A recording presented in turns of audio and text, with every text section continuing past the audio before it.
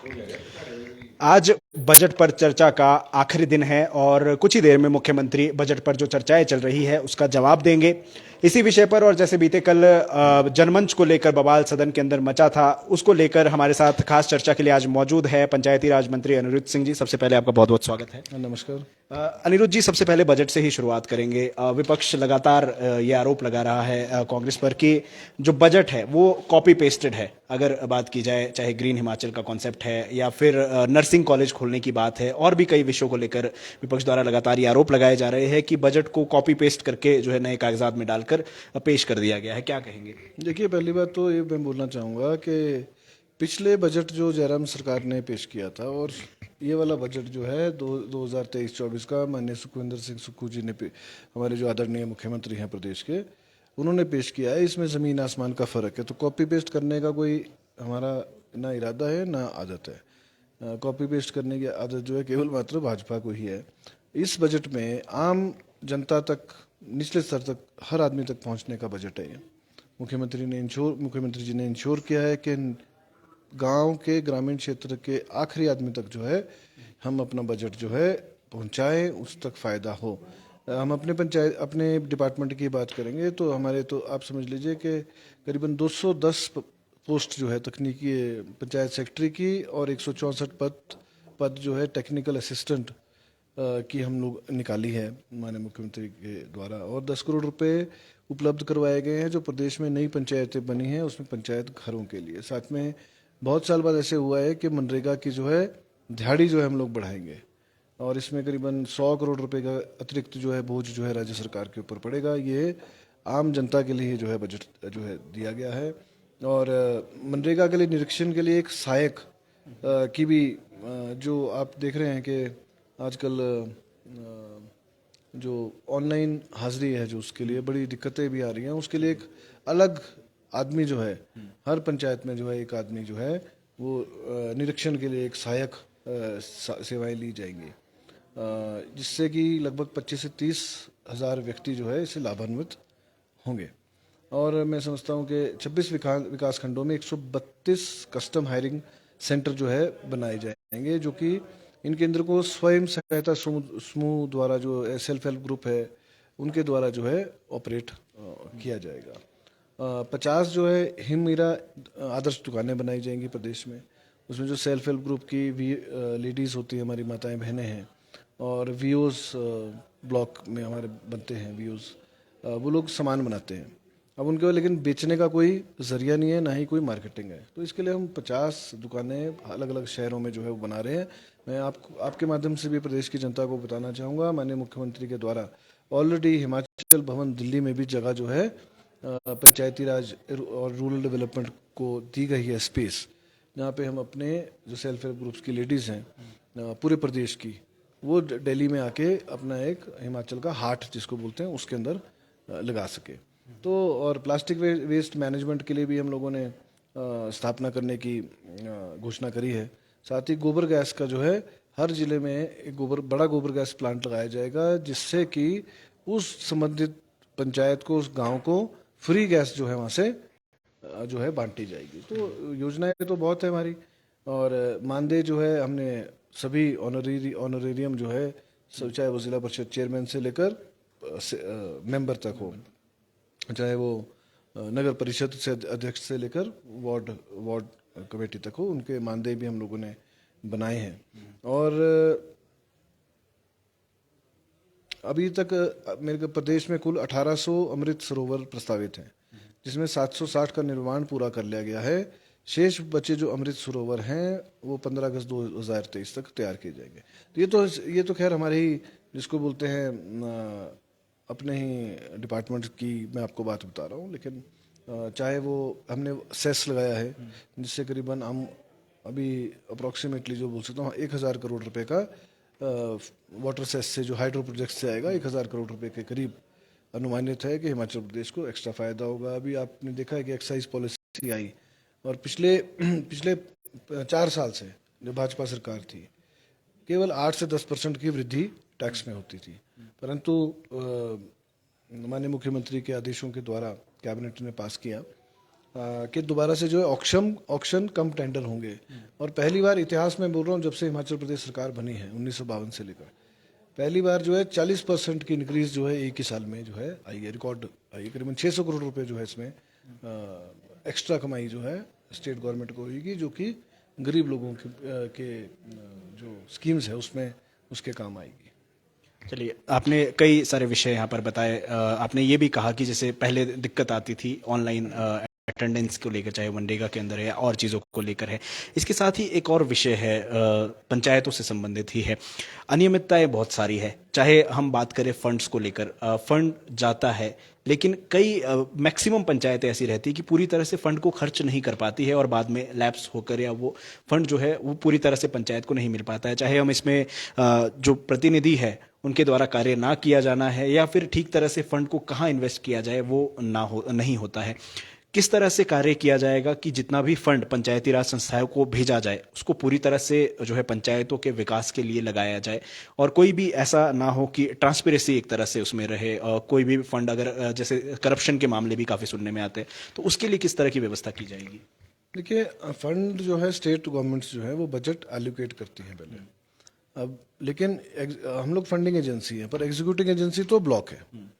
अब ब्लॉक में क्योंकि सरकार के नॉर्म्स बने हुए हैं कि अगर कोई आपने सपोज रास्ता बनाना है तो उसके लिए क्या क्या पेपर्स लगेंगे। जनप्रतिनिधि जो हैं वो पैसा तो डला लेते हैं कि हमने रास्ता पक्का करना है, पर कागजों के अभाव में जो है कुछ काम जो है नहीं हो पाते। जैसे कि रास्ता बनना है, उसके लिए सबसे पहले तो अगर प्राइवेट लैंड है तो आपको उसकी गिफ्ट डीड या एनओसी चाहिए।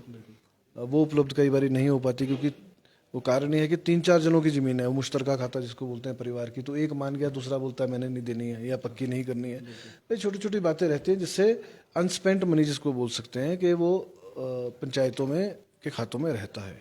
तो हम लोगों ने ऑलरेडी 31/3/2022 के पहले जो स्कीम्स शुरू नहीं हुई थी, ऑलरेडी पूरे प्रदेश से पैसे जो है वो संबंधित डीसीज को वापस आ गए थे, उसके लिए नोटिफिकेशन कर दी थी।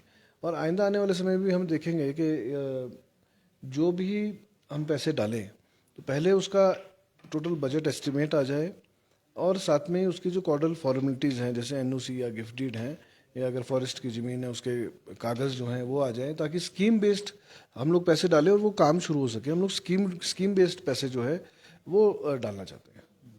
चलिए, जनमंच को लेकर बीते कल बड़ा बवाल सदन के अंदर हुआ।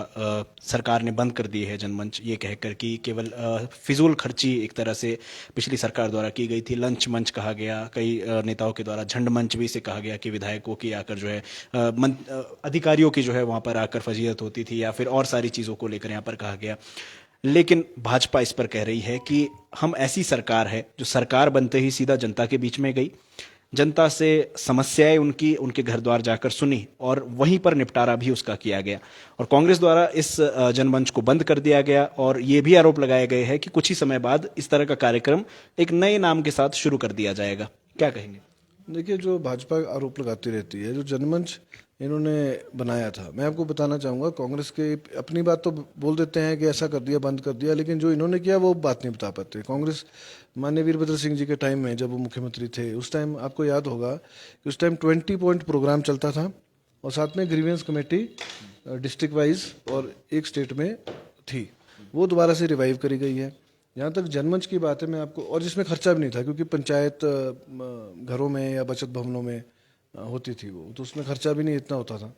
मैं आपको बताना चाहूँगा, पिछले 5 साल में करीबन 6.25 करोड़ रुपए जो है वो भाजपा सरकार ने केवल मात्र लंच के लिए और शामियानों के लिए खर्चे, करीबन 2.70 करोड़ तो केवल शामियानों का, टेंटों का ही खर्चा है। और मैं समझता हूँ कि ये जो जनमंच था, इसमें किसी का कोई फ़ायदा नहीं हुआ है।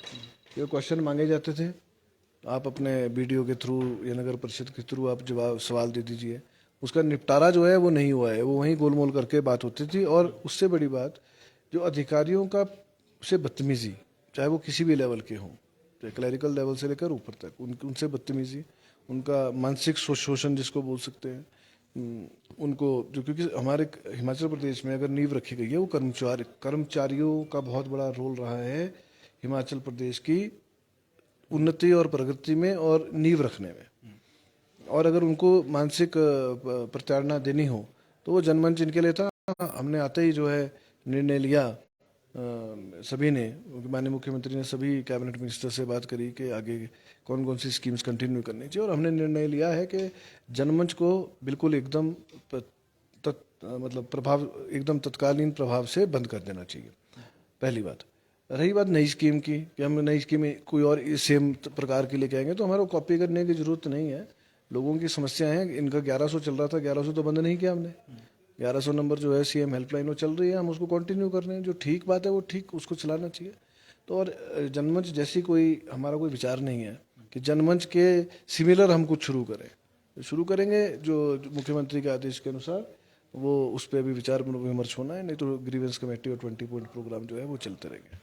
आखिरी सवाल आपसे रहेगा, आपके विभाग से ही संबंधित है। पूरा हिमाचल जो है वो एक बहुत बड़ा हिस्सा पंचायती क्षेत्र में है, ग्रामीण क्षेत्र के अंदर पड़ता है, लेकिन अभी भी कई ऐसे हिस्से हैं जो या तो डिजिटल नहीं हो पाए हैं, और कई ऐसे इंटीरियर क्षेत्र है, जैसे लाहौल स्पीति है, हम बात करें किन्नौर के कई क्षेत्र है, चंबा के कई क्षेत्र है, सिरमौर के भी कई क्षेत्र है, जो कनेक्ट नहीं हो पाए हैं मेन जो शहर अब पड़ता है, या फिर एक तरह से हम कहें कि पूरी कनेक्टिविटी नहीं है। डिजिटल करने के लिए किस तरह से कार्य किया जाएगा, और कनेक्टिविटी देने के लिए ऐसे गाँव को, ऐसे पंचायतों को क्या स्पेशल, क्या यहाँ पर कार्य उनके लिए किया जाएगा? देखिए, हमारी सभी पंचायतों में कंप्यूटर और प्रिंटर्स ऑलरेडी हैं। जो नई अभी पंचायतें बनी हैं उसमें कुछ एक में नहीं है, वो हमारे पास ऑलरेडी आ चुके हैं, वो हम लोग वितरित कर रहे हैं। और डिजिटलाइजेशन ऑफ पंचायत, सभी पंचायतों को डिजिटल करने के लिए हमने अपना प्रारूप जो है पूरा बना लिया है। अब डिजिटल कैसे होगा वो, या क्या क्या उसमें होगा, मैं आपको बताना चाहूँगा। एक तो हम लोग, चाहे वो परिवार रजिस्टर है, चाहे वो कितनी गाय भैंस रखी है, चाहे कितनी लैंड उनके पास है, एकल नारी है, विधवा है, बीपीएल में है, आईआईडीपी में है, क्या है, वो सब कुछ एक जगह पे आएगा, ताकि एक क्लिक के अंदर हम लोग, और कुछ स्कीम उनको मिली है, अगर उनको कोई घर मिला है तो उसमें वो बिल्कुल दर्शाएंगे। एक फैमिली हिस्ट्री समझ लीजिए, वो डिजिटल जो है हम लोग करने जा रहे हैं, ताकि कोई सर्टिफिकेट चाहिए उनको, कुछ भी चाहिए हो, तो वो एकदम जो है वो ऑनलाइन अपना निकाल सकते हैं। ये डिजिटलाइजेशन जो है का प्रोसेस जल्दी हम लोग शुरू कर रहे हैं, और ये टाइम बाउंड पीरियड में जो है हम लोग लक्ष्य अपना जो है पूरा करेंगे। और जब सड़कों की बात करी, कुछ दूर दराज के इलाकों में सड़कें नहीं पहुंची है। देखिए, मैं समझता हूँ कि जहाँ पे सारी पंचायतें लगभग जो है हेडक्वार्टर से जुड़ी है, लेकिन कुछ पंचायतें जो है जहाँ पे फॉरेस्ट केस अभी तक तैयार नहीं हुआ, या प्राइवेट लैंड बीच में पड़ती है। हमारे पास 2 स्कीम्स रहती हैं हिमाचल प्रदेश में, सबसे मुख्य है जो सड़कें बनती है, एक नाबार्ड की होती है, एक पीएमजीएसवाई की होती है। और दोनों में ही जो है कि एक्विजिशन का प्रावधान नहीं है, कि उसमें कंपलसरी एक्विजिशन हम कर लें, केवल नेशनल हाईवे के पास एक्विजिशन का प्रावधान है। तो इसलिए क्या है कि क्योंकि इतने पैसे सरकारों के पास होते नहीं है, एक सड़क तब तो 1000 करोड़ 2000 करोड़ तक की पहुंच जाएगी। और क्योंकि ज़मीनें जो हैं, लैंड होल्डिंग्स लोगों की कम होती जा रही है धीरे धीरे, तो लोग संकोच भी करते हैं। किसी ने बगीचा लगाया है, किसी ने अपनी आजीविका के लिए खेत बनाया है, तो लोग उससे भी परेशान रहते हैं कि पहले ही ज़मीन कम है तो हम लोग दान नहीं दे सकते, गिफ्ट डीड नहीं दे सकते। इस वजह से कई जगह जो है सड़कें लंबित की जा रही है, लेकिन जहाँ गिफ्ट डीड आपकी पूरी है, सबने दी भी है, वहाँ पे तेज़ी से जो है काम चल रहा है। बहुत बहुत धन्यवाद अनिरुद्ध जी, धन्यवाद।